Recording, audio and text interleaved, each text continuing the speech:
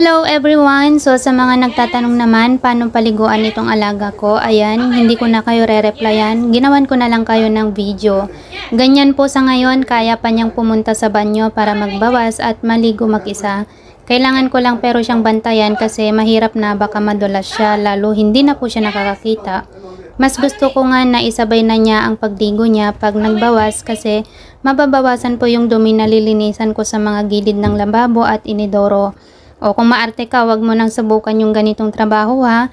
Sayang yung gastos mong nag-apply dito.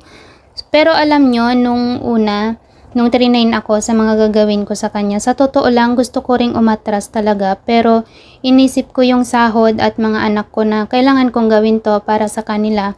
Syempre nandito na ako, itutuloy ko na lang. Sayang naman yung mga effort ko, 'di ba?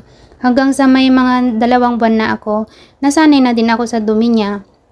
Pumipikit pa nga ako noon nung sinusuotan ko ng brief, lalo na pag bigla-biglang naguhubad para umihi. Tas napansin ako noon ng asawa niya sa mga reaksyon ko na bigla-bigla akong tatalikod. Sinabihan niya ako na okay lang, naisipin ko na lang na lolo ko siya, ganon. So ayun, hanggang sa wala na lang sa akin pag naghuhubad siya. So hanggang dito na lang. Thank you sa mga nag-message at sorry kung hindi ko na kayo nare-replyan. Salamat po, bye-bye!